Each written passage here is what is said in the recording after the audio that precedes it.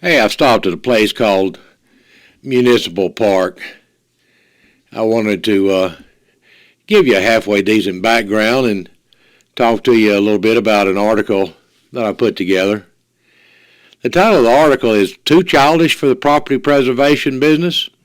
Well, hopefully not. It's about a pretty important topic. It's about what is called an attractive nuisance. And you really need to know something about this.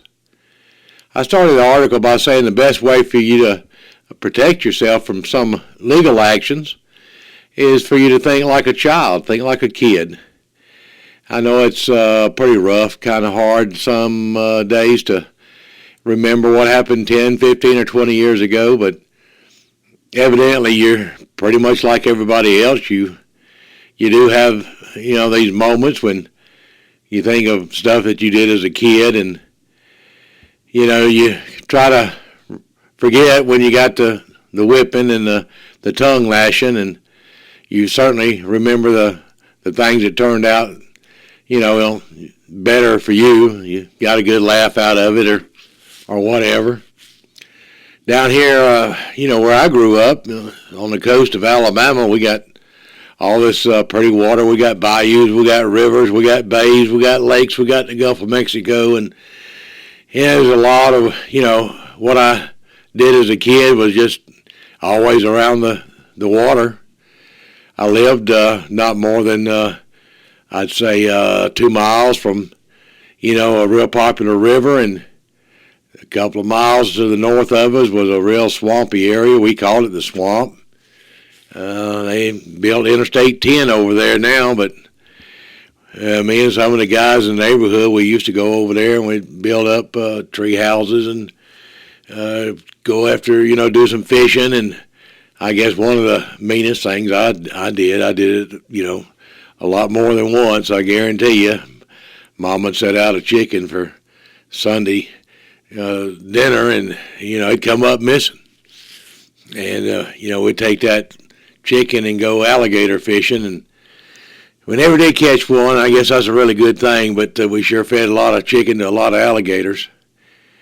I tell you, things have changed a lot, over the years, but, one thing that hadn't changed, kids are going to be kids. They're curious, they like adventure, they like to do things, and, I guess a lot of that was exhibited by kids nowadays playing these video games. I'm not too sure how I feel about those, but I guess they're all right.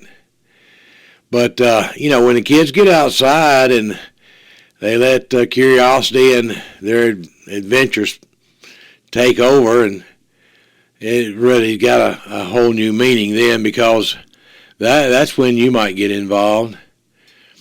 You may have had the occasion where something happened around your house, some kids did something, or, they might have rolled your house or something like that, but, that's one of those things I don't, really, in fact, I guess you could say, honestly, I kind of enjoy that. I think kids should have a little bit of a good time.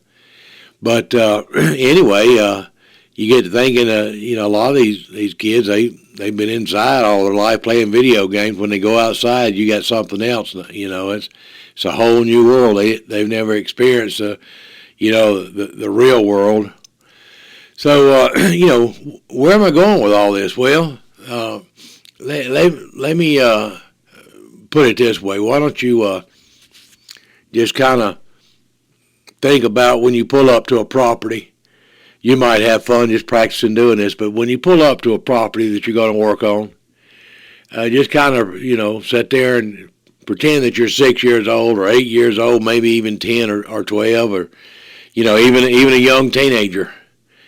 And you pull up to this house and you look around and you say, man, this is a whole new place. Next thing you know, if you're thinking like a 6-year-old or an 8-year-old or something like that, 12-year-old, you say, man, what's around here that, we can get into? Or you spot something that says, man, that would make a really good castle. Or, all that lumber over there, we could use that for our treehouse. And that over there, that'd make a really good pirate ship. Next thing you know, you're finding stuff to make a skateboard ramp, and you see all this stuff. You say, man, we can climb up there and jump off there and, do all that kind of stuff. But now that you thought about, looking at this place like a kid, let's look at it, in a new light. You're an adult, you're a contractor, you're there to take care of the property.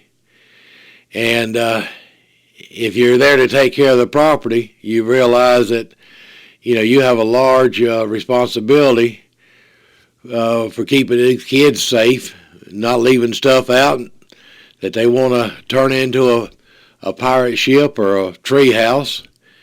You need to let the owner know. You need to let the servicing company know if there's anything that's could be an attractive nuisance.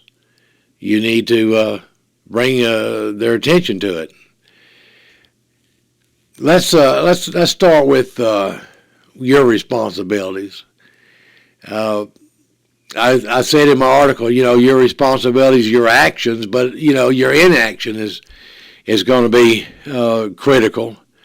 There's going to be a lot of times when your inaction is going to be what caused the problem. I usually try to get your attention by talking about money, but this time I'm going to try to do it a little bit different. It's just a matter of doing what's right and making sure people don't get hurt, stuff like that. I know I ramble on, and that's just the way I am. I ramble a little bit, but I think if you'll read this article that I wrote, you'll get a lot out of it. You'll get quite a bit out of it. I've got a lot of references in there to attorneys that wrote articles and different court cases. I really hope that you'll spend the time to read it. It might take you 30 minutes. I don't know, but it's a good article. Take a look at it and do your best to make sure that the kids don't get hurt.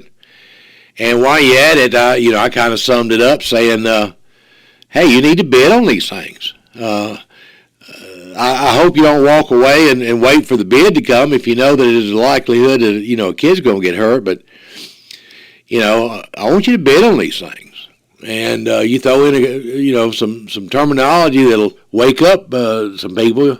Tell them it's dangerous or it's an attractive nuisance, legal liability, safety hazard, all that stuff. It kind of wakes them up a little bit.